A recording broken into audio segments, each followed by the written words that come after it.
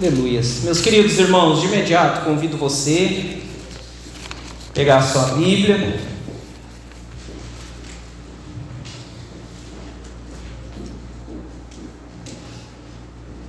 abrir no Evangelho de Lucas, capítulo 7, e estaremos lendo do versículo 11 a 15.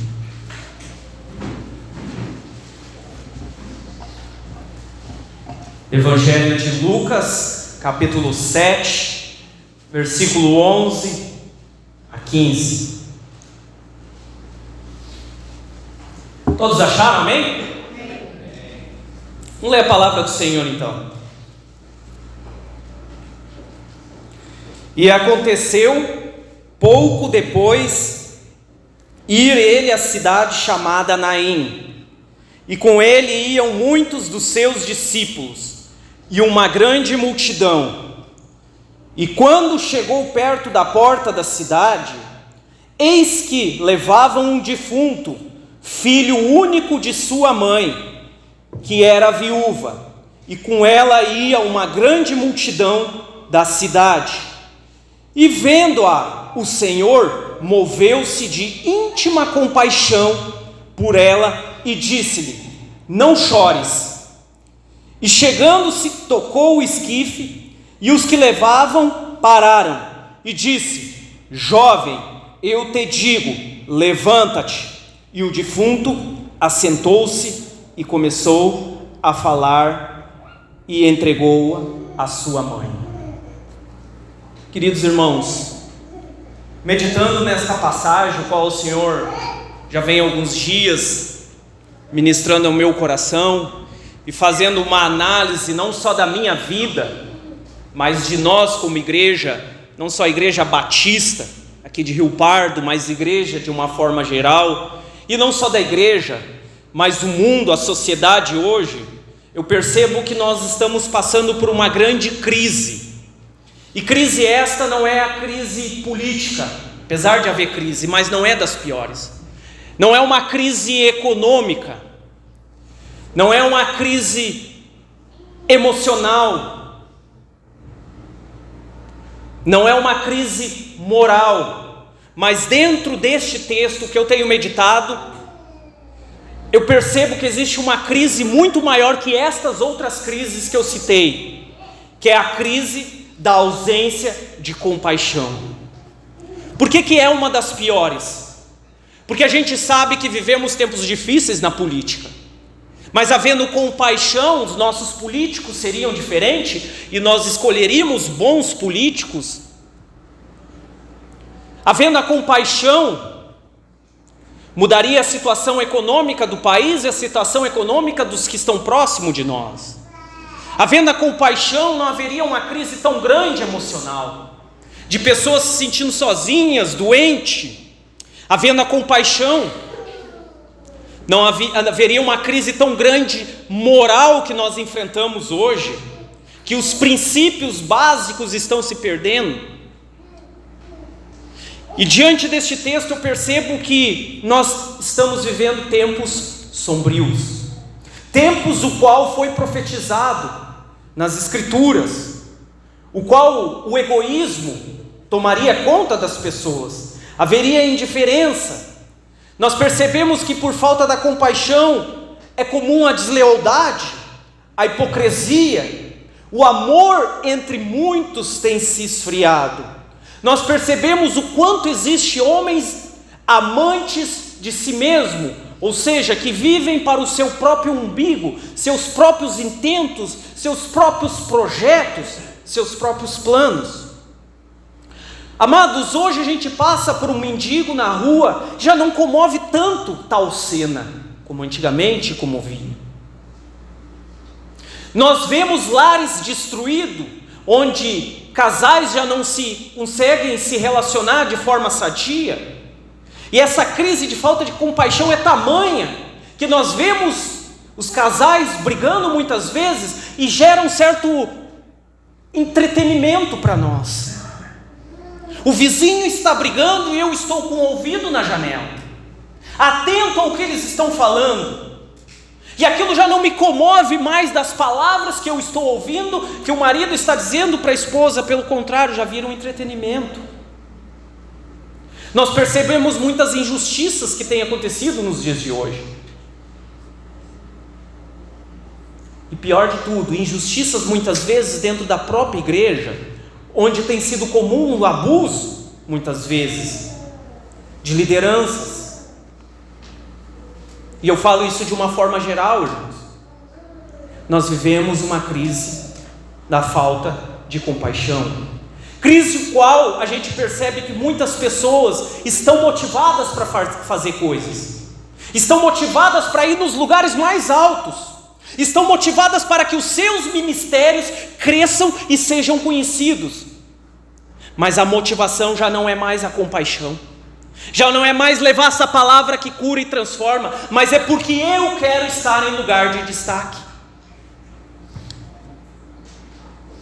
E dentro disso, nós percebemos e vemos as pessoas vivendo e trabalhando para si mesmo. E é tão grave isso que nem mais a sua esposa ou seu esposo entra nesse projeto, que é o que nós percebemos muitas vezes. Um pai indiferente com os filhos, esposo indiferente com a esposa, trabalhando para si e vice-versa. E amados, dentro disso, em contrapartida com isso, nós lemos aqui uma passagem o qual fala de um homem que veio para quebrar esta tendência, veio para andar na contramão do mundo, inclusive veio para nos ensinar e mostrar o caminho e como devemos agir e viver. Aqui nós temos Jesus vindo de uma determinada cidade, Cafarnaum, e ele se dirige a uma cidade chamada Naim.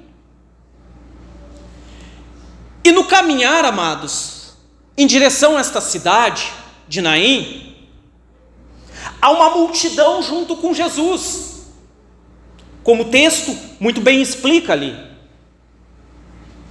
E diante desta cidade, está saindo da cidade, Jesus está chegando com a sua multidão, e ao mesmo tempo está saindo da cidade uma outra multidão. As cidades naquele período era comum ter suas edificações, suas fortalezas em torno.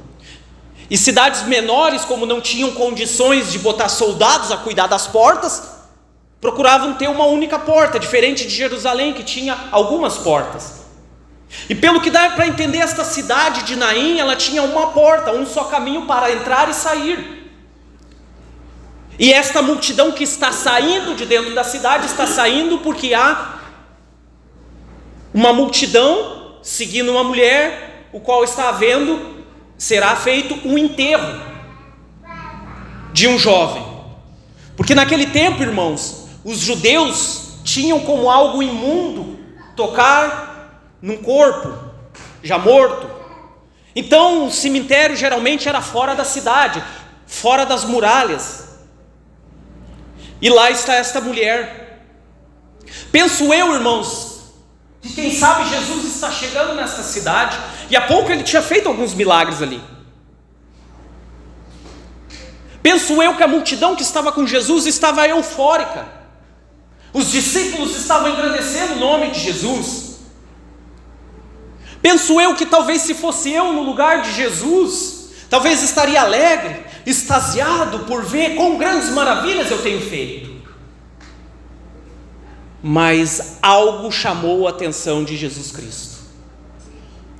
Lá de longe ele vê uma multidão vindo em direção, e ele percebe que vinha uma mulher, o qual estava para enterrar o seu filho. Como diz no versículo 12: e quando chegou perto da porta da cidade, eis que levavam um defunto, filho único de sua mãe, que era viúva.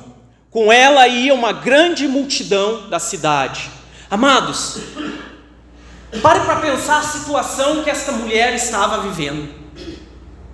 Viúva, tinha um único filho, e o único filho que ela tinha estava morto, ela estava no caminho para enterrá-lo.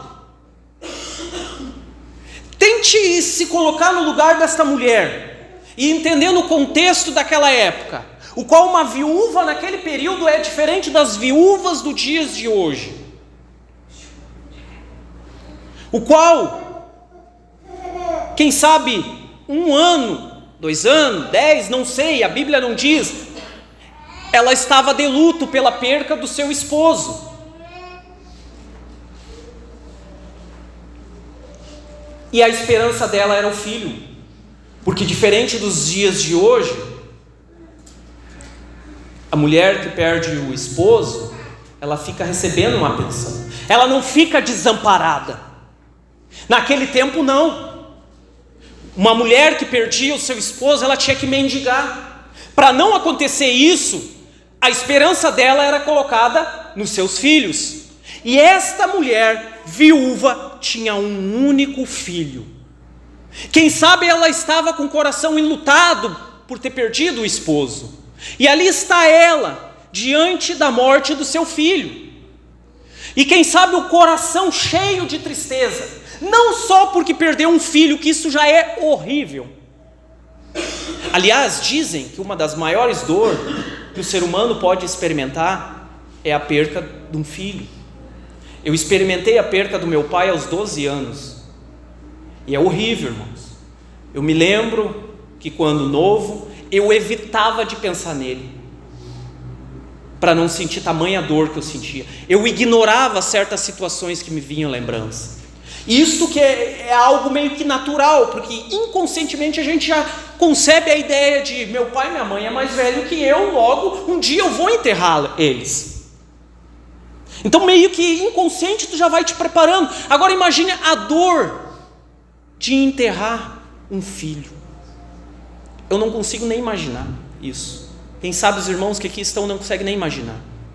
Então pare para pensar a dor que esta mulher estava sentindo neste momento, se sentindo sozinha, desamparada, enlutada. E Jesus, vendo aquilo, como a palavra diz aqui,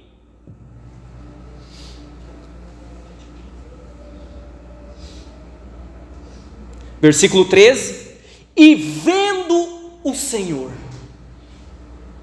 Aqui nós já vemos uma atitude de Cristo que chama muito a nossa atenção e que já deveria trazer a esperança e a alegria em nossas vidas. Por quê, irmão? Porque Jesus, Ele vê tudo e todas as coisas. As dores que você tem passado, as dificuldades que você tem passado, Ele vê. A palavra do Senhor nos diz que todas as coisas estão nuas aos olhos do Senhor. Os olhos do Senhor estão sobre toda a terra. E por que é importante a gente saber disso, irmãos? Porque às vezes passamos por situações de dor, de tristeza, o qual já não temos mais uma esperança, o qual as nossas forças já se foram, o qual não tenho perspectiva de vida, e ninguém me entende, e inclusive ninguém percebe ou vê a situação que eu estou passando. Mas eu quero te dizer esta noite, ainda que ninguém veja, o Senhor está vendo. Nada foge aos olhos dele. E diante disso, ali está o Senhor Jesus vendo aquela cena, a gritaria da sua multidão, porque a Bíblia diz que eram os seus discípulos e pessoas que estavam seguindo ele, uma multidão que estava seguindo ele, quem sabe glorificando a ele, quem sabe exaltando a ele. Isto não tirou a atenção dele para olhar para a dor daquela mulher. Ele não está indiferente. E vendo o Senhor, moveu-se. Amados, mais do que ver, o Senhor sente junto. Essa palavra movido de íntima compaixão, ou moveu-se de íntima compaixão, chega a ser redundante. O autor, inspirado pelo Espírito Santo, ele gera uma redundância, porque não é necessário dizer movido de íntima compaixão, porque íntimo está ligado a compaixão. A palavra compaixão no grego, ela é uma palavra pronunciada por splankinizomai, que quer dizer o que no grego? Tem origem do grego uma palavra que quer dizer intestino. Algumas pessoas que dominam o grego vão dizer que cita também alguns órgãos aqui internos. E a Bíblia está dizendo que Jesus foi movido de algo do interior dele. O que isso quer dizer, irmãos? Que Jesus não só viu aquilo, mas como ele sentiu a dor daquela mulher. E por quê? Tem a ver essa palavra intestino e o interior, ou algo íntimo. Quando você recebe uma notícia muito ruim, o que acontece com você? Sente um aperto no peito. Quando você está aflito, ansioso, embola algo aqui na garganta, é ou não é verdade? Quando você está numa situação apavorante, sente uma dor no estômago, talvez comece a desencadear até úlcera, porque o suco gástrico do estômago, ele começa a ser, como é que eu posso dizer assim, expelido involuntariamente por aquela pressão e começa a queimar o estômago. E algumas pessoas desenvolvem úlcera estomacal por causa disso, por situações de muita ansiedade. E aí na antiguidade as pessoas achavam que o centro das emoções era aqui, não aqui, aqui. Por isso que a gente diz, eu sinto uma dor no meu coração. Na verdade o coração ele é só um órgão. O intestino e os outros órgãos ali não tem nada a ver com as emoções, eles apenas correspondem. Mas quando a Bíblia diz que ele foi, olha só que interessante, movido de íntima compaixão, isso quer dizer, meus irmãos, que Jesus olhou para aquela mulher e o aperto no peito que ela estava sentindo, a dor do luto, do desamparo, da falta de esperança que ela estava sentindo, Jesus estava sentindo também. O Deus que nós servimos não é um Deus indiferente, meus irmãos. Um Deus que vê você sofrendo, chorando. E Ele vê aquilo, entende aquilo, porque Deus é inteligente. Se nós conseguimos compreender uma situação, imagina Deus. Mas mais do que entender e compreender a situação, Ele sente junto. E a palavra movido de íntima compaixão, se você pesquisar nos evangelhos, é uma palavra corriqueira. Não foi só Lucas que percebeu a atitude de Jesus. Óbvio, na verdade Lucas, ele fez uma pesquisa.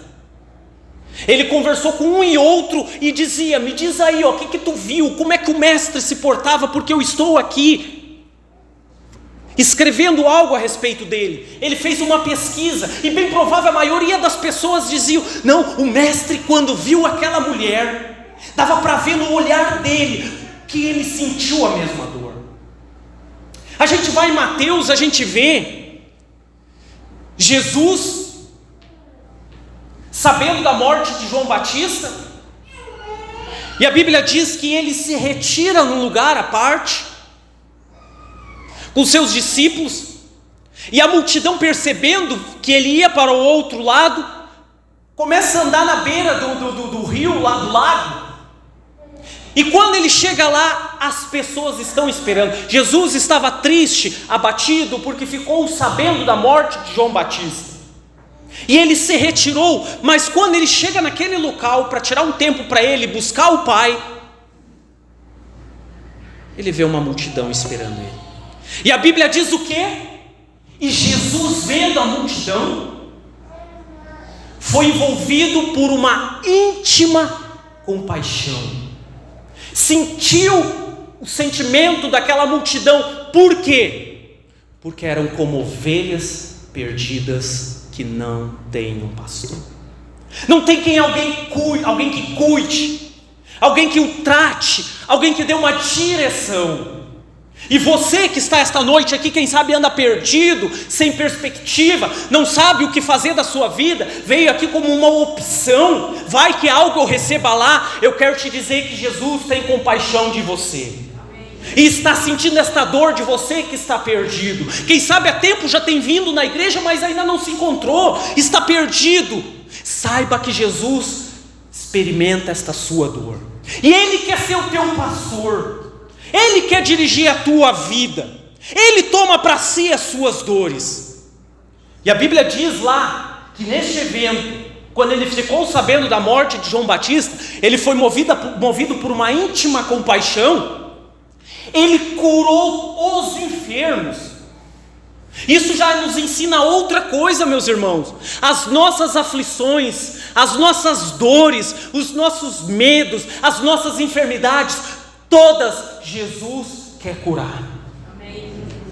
Porque Ele sabe o quanto dói isso. Não só porque Ele veio na figura de um homem, deixou o seu trono e se revestiu da humanidade, e passou pelas mesmas dores, as mesmas tentações que nós, mas também Ele sabe porque Ele sente com nós e por nós.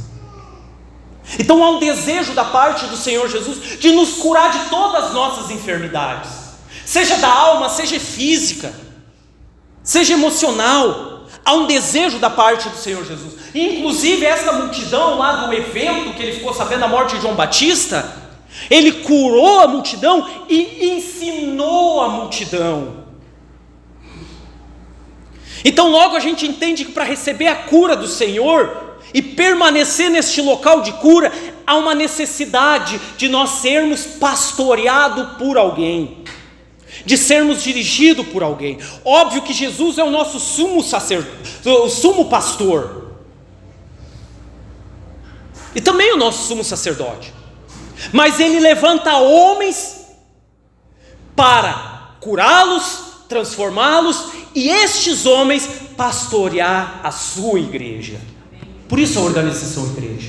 Você que está perdido, sem pastor, tem andado de lugar em lugar e ainda não se encontrou, tem buscado a verdade e não conseguiu encontrar, eu quero te dizer que Jesus hoje está neste lugar. Ele quer pastorear a sua vida, direto e indiretamente, por meio da vida do pastor que Ele instituiu neste lugar. Não tem como ser curado se não andar com pessoas, irmãos. Voltando ao texto ali, irmãos, Jesus, movido de íntima compaixão, a gente percebe, na verdade, em outros contextos, o quanto Jesus sofre. Em um outro evento de luto, a morte de Lázaro, o seu amigo, o qual as suas irmãs estavam num desespero. Uma irmã chegou a se jogar aos seus pés e dizer: mestre, se tu estivesse aqui, o meu irmão não teria morrido. Agora já era. Agora não tem volta. E neste evento a Bíblia diz que Jesus chorou. Por que Jesus chorou? Porque Ele olhou para Lázaro morto e pensou: pai, agora eu estou ferrado, o que eu vou fazer aqui? Eu não sei o que fazer, como eu vou curar, como eu vou mandar ele voltar à vida? Estou num beco sem saída. Não.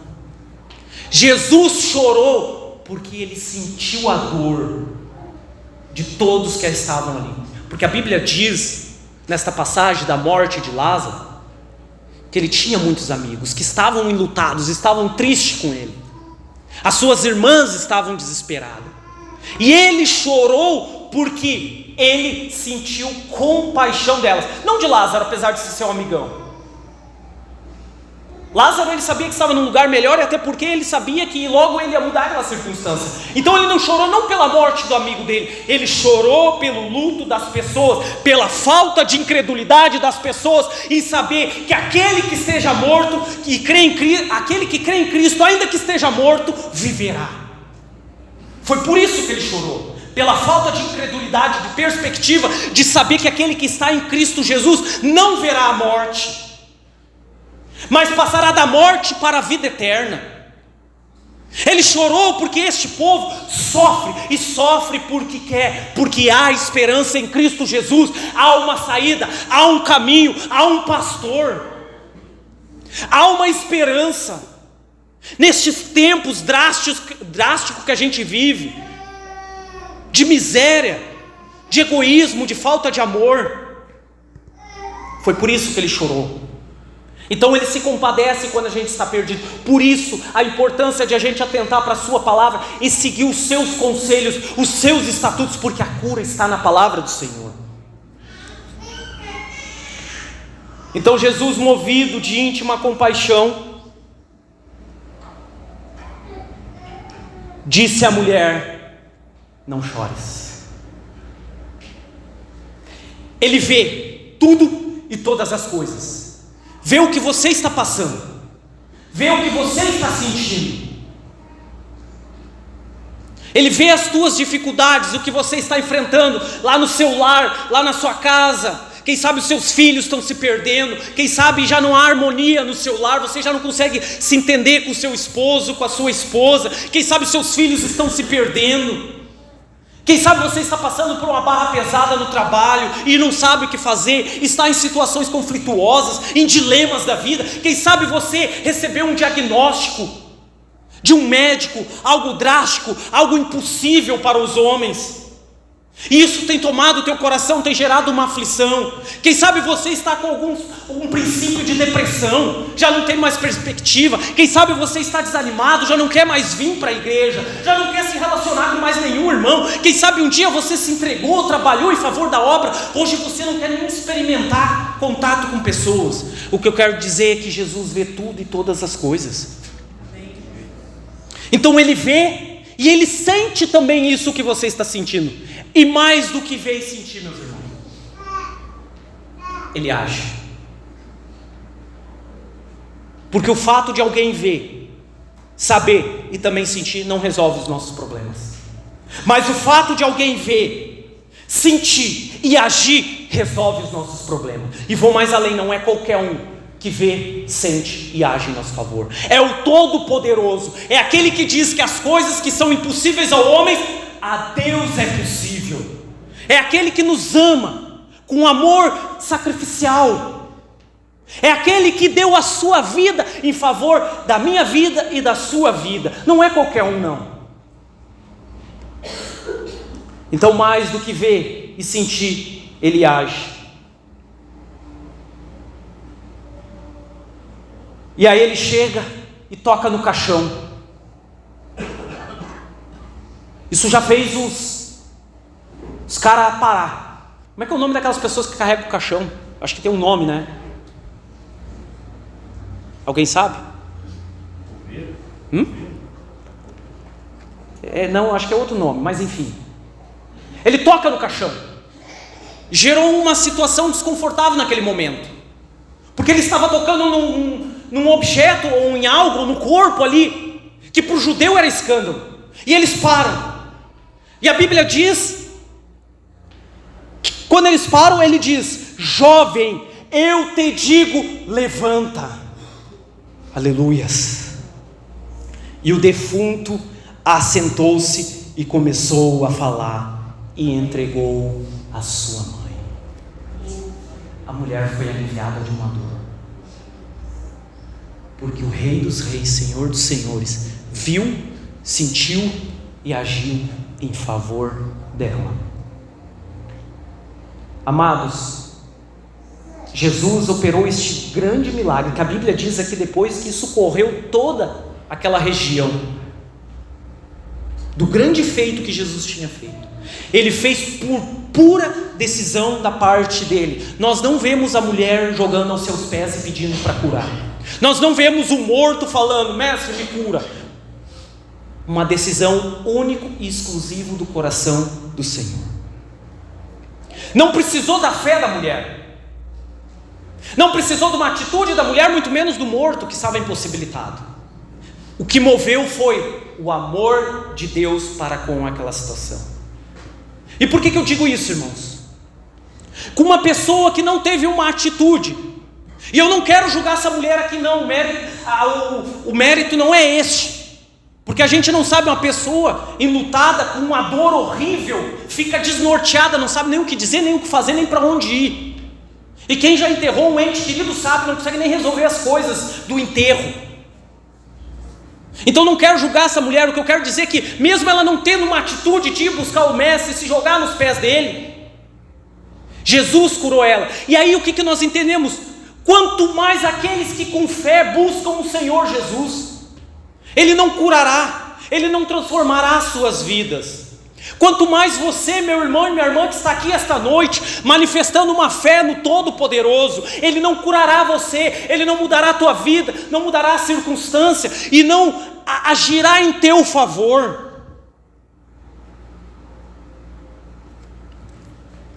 Porque o Senhor diz: todo aquele que vem a mim, de modo nenhum eu lançarei fora. Você que está aqui esta noite e veio buscar Cristo Jesus, saiba que você já é dele e Ele não te lançará fora. Ninguém arrebata as ovelhas do aprisco dele. Ele cuida, Ele guarda. Mas para quem está neste aprisco? E amados, antes de partir para o final, só posso te dizer uma coisa: Jesus não só tem poder de curar qualquer enfermidade, Ele ressuscitou o morto. Ele não só tem poder para fazer prodígios e maravilhas, não só naquele tempo, mas ainda hoje. Então Ele não só tem esse poder, como Ele também quer te curar. Não importa o que você tenha, não importa o que você está passando, o nosso Senhor quer nos curar, quer nos transformar, quer nos levantar.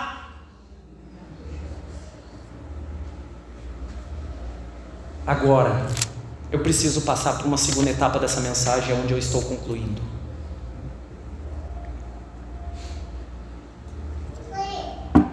E eu quero fazer uma pergunta para a gente refletir dentro disso, dentro de um Deus tão misericordioso que nos constrange.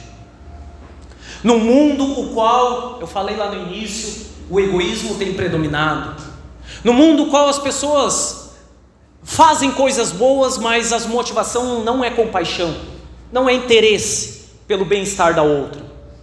A internet está cheia de pessoas fazendo ações sociais, benfeitorias, mas para ganhar views, para ganhar destaque.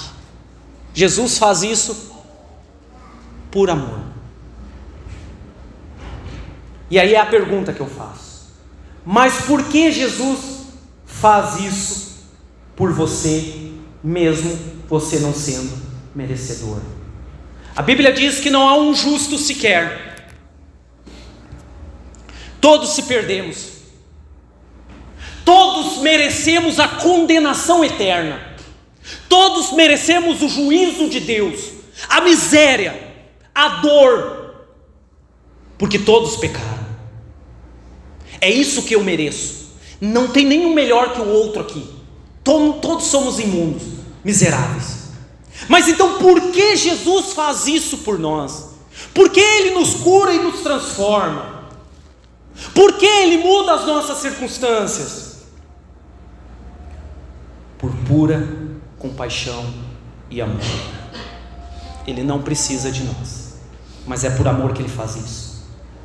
E amor, meus irmãos, e aqui está a chave da cura em Cristo Jesus, e eu quero que você entenda o que eu vou falar agora. E amor não só para com você. Eu acredito que enquanto eu estive ministrando aqui esta mensagem, Deus foi falando ao teu coração, foi confortando o teu coração, foi gerando a esperança, aquele que estava sem esperança, quem sabe aquele que um dia teve fé numa cura, começou a ser renovado com essas palavras, não a palavra do irmão Anjo, mas a palavra do próprio Senhor Jesus, que cura, que transforma e que tem poder para testificar nos corações. Eu creio que você já começou a se renovar, algo já começou a acontecer no seu interior. Mas por que Jesus faz isso com você? Por amor para com você, mas por amor com toda a humanidade. Porque Deus amou o mundo de tal maneira que deu o seu único Filho, para que todo aquele que nele crê não morra, mas tenha a vida eterna.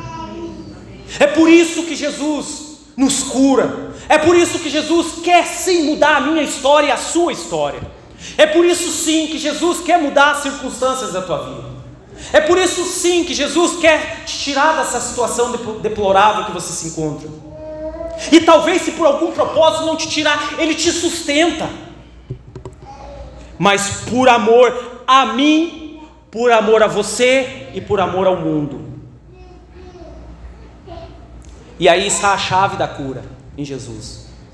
Jesus quer me curar, para que eu esteja bem, para que eu esteja saudável, para que eu esteja em condições de agir com compaixão e levar a cura para outros. Jesus transformou a minha casa, a minha família, por amor a mim, por pura compaixão a mim, porque Ele viu uma dor, Ele sentiu junto, e Ele transformou a minha história, por amor de outros, para que eu possa testemunhar que há esperança sim, que em tempos de crise, em tempos de esfriamento de amor, há uma esperança. Por isso que Jesus fez.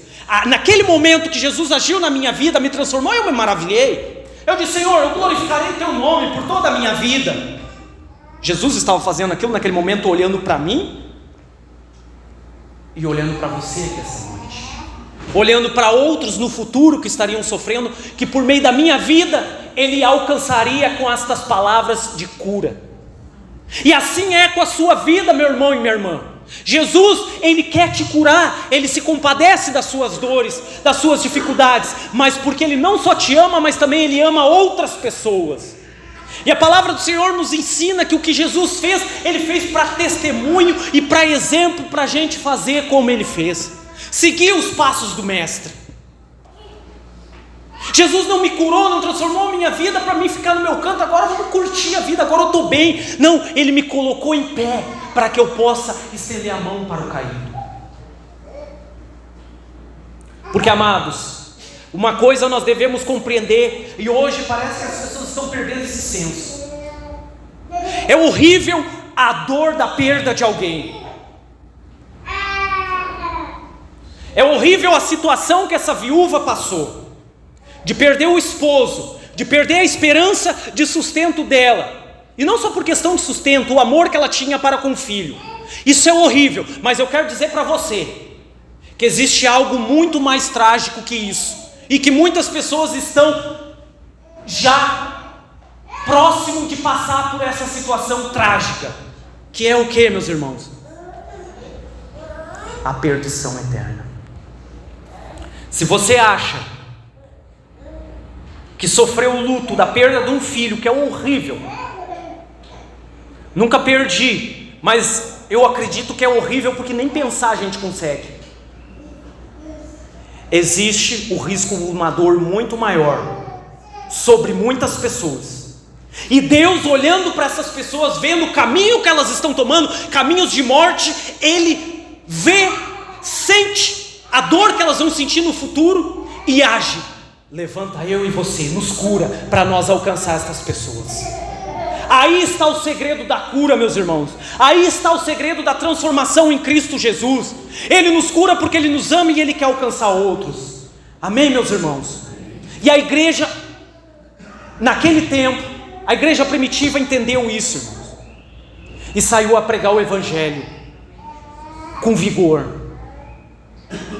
Inclusive, passou a cuidar das viúvas, das desamparadas, porque viram o quanto o mestre se entristeceu e sofreu com a dor da viúva. E é isso que o Senhor Jesus quer fazer na minha vida e na tua vida. Amém, meus irmãos? Eu quero te convidar neste momento a se colocar em pé, e eu vou fazer um apelo para você.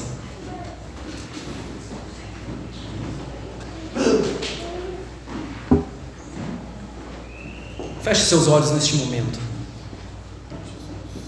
Eu quero fazer um apelo específico para você que tem passado por dores, situações que parece que você não vai aguentar, situações que você tem se sentido sozinho, situações no qual você tem recebido notícias nada boas, situações no qual você tem enfrentado medos, aflições, situações no qual você tem se sentido impotente. Eu quero te convidar a passar aqui à frente, e eu, os meus irmãos obreiros aqui desta congregação, nós queremos orar pela sua vida. Você que quer ser curado, te convido a passar aqui à frente. Mas venha para ser curado e curar outros. Você que quer ter saúde emocional, venha aqui à frente. Mas venha para dar assistência a outros. Você que quer ser usado pelo Senhor, venha aqui à frente. Você que quer ser um bom mestre, com a motivação de amor aos perdidos, venha aqui à frente que o Senhor vai te fazer um bom mestre. Você que quer ser um bom evangelista, por amor aos perdidos, venha aqui à frente que o Senhor vai te fazer um bom evangelista, um bom obreiro, um bom pastor. Porque a sua dor, para você, ela é só sua. Mas a sua dor representa outras dores. Porque enquanto você não é curado, você ainda não é uma ferramenta, entre aspas, útil na mão do Senhor para curar outros. Aqui, na minha frente, eu estou vendo um número mais ou menos de umas 20, 25 pessoas. Mas estas 20, 25 pessoas curadas representam milhares de pessoas que vão enfrentar a cura no Senhor. E você que veio aqui na frente, com muita dor, quem sabe enlutado, quem sabe com falta de perspectiva, eu quero dizer para você, Jesus vai te curar, porque Ele tem poder para isso. Ele vai transformar a sua vida. E isso é o que nós vemos nas Sagradas Escrituras. Mas para isso, para usar você. Se você está aqui na frente, com a motivação, por amor a outros, Jesus vai curar você. E neste momento eu quero convidar os meus irmãos obreiros, Pastor Gilson, para nós estarmos intercedendo com fé por esses irmãos. E saiba, não importa o que você tem passado, não importa a dificuldade, não importa se parece impossível aos teus olhos, Deus não só pode, como quer te curar, como quer transformar a sua vida, e quer pegar você como um vaso nas mãos dele. Ele quer mudar as circunstâncias, não só da sua vida, mas daqueles que estão próximos de você. E você testemunhará do poder, da grandeza deste Deus. Você pregará a palavra com brilho nos olhos, com convicção, com certeza, porque você não só ouviu falar deste Deus, mas você experimentou o poder deste Deus, você experimentou a grandeza deste Deus. Irmãos, passe aqui os obreiros e vamos estar orando por esses irmãos, que eu creio em nome de Jesus, segundo o poder que há no nome de Jesus, que muitas curas irão acontecer, que muitas transformações irão acontecer sobre a vida daqueles que se compadecem dos outros que sofrem. E aí o nome de Deus será exaltado em nome de Jesus.